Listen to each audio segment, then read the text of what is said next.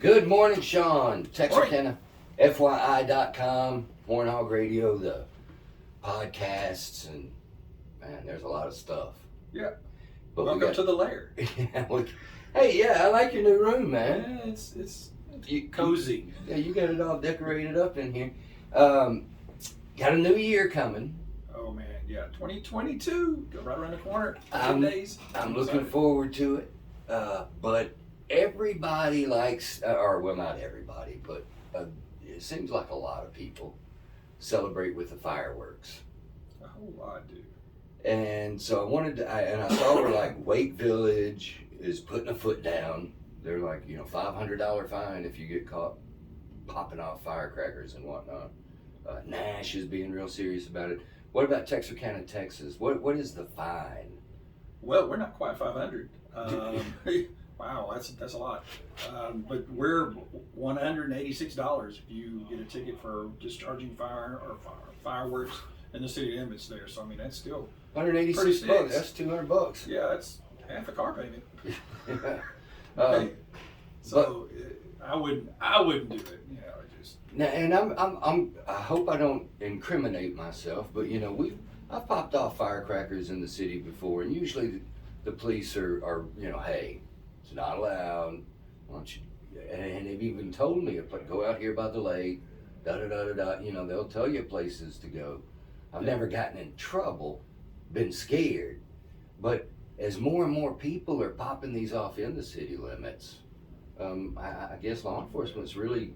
You just really don't have a choice. We know that we're going to be inundated with calls, and most of the time the approach is, hey, go by and talk to them, ask them to stop, maybe go out in the county somewhere, out the lake or someplace where you're not disrupting other people, and that's where a lot of the problems start. We normally we've gotten a call. Mm-hmm. If we're out there talking to you, it's because we've gotten a call from somebody in the area, saying this is a problem out here. So I mean, we're responding to that, and we will have probably a couple hundred calls. That day. So I mean, it's like one to the next, to the next, and next. I mean, we even usually have extra folks out there working just to handle the call load. But it goes on, and the problem really kind of gets into where when it starts getting a little bit later in the evening, into the night. Some folks are out at 1 or 2 o'clock, still doing it, and you're like, God, I really want to go to sleep. And that's one thing, as a neighbor, I could probably, at midnight, it's New Year's, Happy New Year, everybody, celebrating. But come 1 o'clock, 1:15 too. When you've listened to it since 9 o'clock. Yeah, and I can tell the difference between gunshots and and fireworks. So, and that's a big deal. That's discharging a firearm. Right, so, that's a whole other issue. That's a whole other thing. But again, with the fireworks, it's I enjoy it. Most folks do. What I'm concerned with though is, you remember a few years back, there were some kids that had those mortars. That you drop them in the tube, light it, and the big ones. And one of these kids over here shot at another kid, and it exploded by his head, killed him. So parental supervision doesn't mean you got 14, 15-year-old kids, you got to be the one to lie, but you got to be the one there to make sure they ain't being stupid with them. Yeah, because that's the thing about teenagers. One may be pretty smart, but the more you add to that number of kids, their IQ. It drops. Right? If one of them doesn't think something stupid, the other one will. And let's shoot bottle rockets at one another. That sounds like a great idea. Yeah. But no, it's not. So I encourage the parental supervision. That doesn't mean you got to stand out there and light everything for them or this or that, but just be aware of what they're doing. And because a lot of these fireworks you can get at these stands are big. Yeah, they're big show-worthy type fireworks now. I like to watch. Yeah. Who doesn't? You're like, oh, look over there. Yeah, I've even enjoyed some tannerite and target practice, but you got to be very careful. And we just wanted to make sure, I thought I'd stop in since I was up here at the police station anyway, to see if we could kind of see where we're at on the fireworks. The noise is a problem, and of course something that you're really, I think this is more of the basis of the city ordinance that prohibits it is the fire concern. Because I mean, we've had instances where people's buildings, their homes have been caught on fire, stuff like that. Recently? From fire. Yes, recently. So I mean that's a big concern there.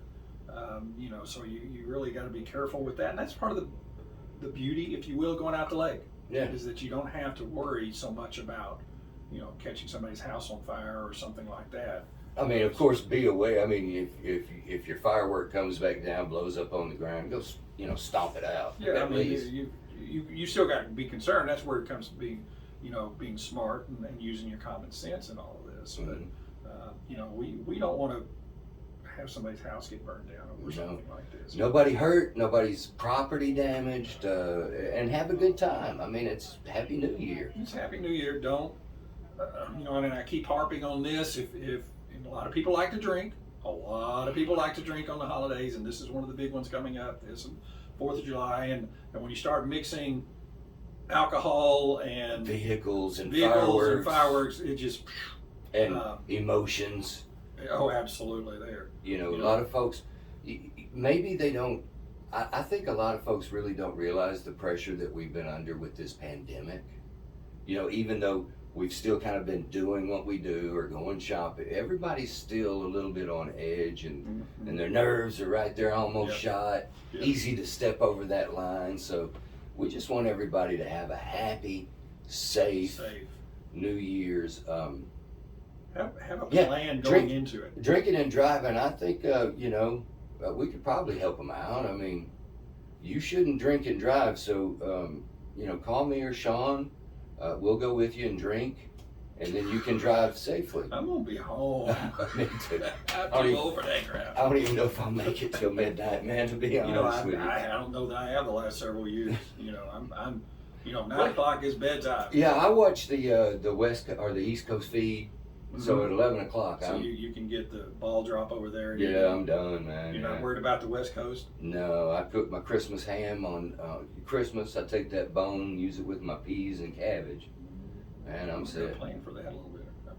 I've got some peas, but I want to give me some cabbage. Yeah, the peas is good luck. Cabbage or greens, I think, is supposed to be money. Some kind of wild. I've got those written down somewhere. I don't know if it works, but they taste good. Yeah, well, I love cabbage and peas. Yeah, it's become habit over the years. It's just what we do around here. Sean, thank you so much for taking a few minutes with me. I'm going to get out of your way so you can get back to work. Have a good one, man. All right, buddy. Merry Christmas.